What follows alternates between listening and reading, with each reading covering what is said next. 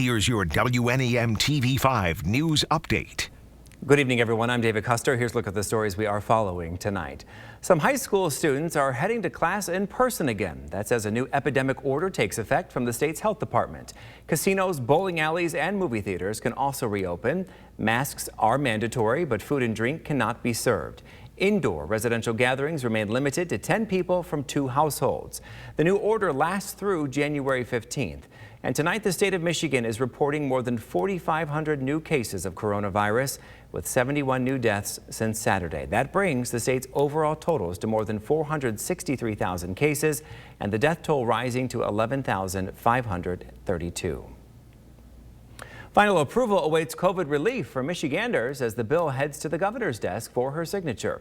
The bill includes $64 million in small business survival relief, $220 million to extend unemployment benefits, $45 million in direct payments to workers impacted by the virus, $75 million for hospitals and healthcare workers, and $57 million for vaccine distribution. The Michigan Liquor Control Commission has issued emergency suspensions of the liquor licenses for Tenacity Brewing in Flint. The commission cites multiple violations of the current state's health department's emergency order, including allowing in-person gatherings, in-person dining, and failure to require face coverings for staff and patrons. A virtual hearing is scheduled for December 28th to determine if the suspension should continue. And now here's Brian with a look at your forecast. Thanks very much, David. Heading into the next 24 hours, things are going to start to head in the right direction. We just still have to get through what's left of this area of low pressure and all this smattering of areas of rain and snow that it has brought to the region with it. This low will ultimately track southeast of the state after midnight, taking any leftover rain and snow with it. Ultimately, we will then see some clearing and drier air filtering in from the upper Midwest settle on in for our Tuesday. That should actually allow some clearing to take hold later on in the day.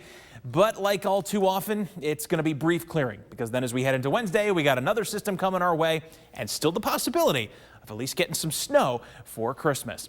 So your hour-by-hour forecast this evening through midnight, just continuing to watch the areas of rain and snow start to pivot their way south and east. Still a smattering of it through at least the midnight hour. Then shortly thereafter, with the low departing, takes the leftover rain and snow with it. We will wake up to generally dry conditions tomorrow morning for the morning drive. You may have to deal with some leftover, slick spots, leftover moisture, things like that, but nothing actively falling at least. Then as our Tuesday goes on, as we get a little region, not purely of high pressure, but just at least some more stable air settling in over the area. By about midday, we start to poke some holes in the clouds. Then heading into the 3 o'clock hour tomorrow afternoon, there may even be a narrow window where we get a brief period of mostly sunny skies before then we start to see the clouds roll back in late tomorrow evening, but not before some of that clearing hangs on until about 8 p.m. So where we were unable, unfortunately, to get a view of the great conjunction of Jupiter and Saturn in the skies on our Monday evening, we may get a consolation prize, not quite at the peak of the conjunction, but still close enough into tomorrow evening where we might actually manage to get a look. Before tonight, it's rain and snow primarily before midnight. Cloudy skies then lingering overnight with low temps in the low 30s. Heading to 38 for tomorrow with variable clouds and sunshine. Bit breezy with a west wind picking up to 10 to 15 miles per hour. Then in your first Warn 5 7-day forecast, back to some afternoon rain with highs surging into the mid-40s ahead of a new disturbance on Wednesday. That'll eventually become a wintry mix Wednesday evening and then continue on as scattered lake effect snow showers for Christmas Eve and Christmas Day, as that very same storm system that results in the warm-up on Wednesday also then welcomes in the coldest air of the season so far.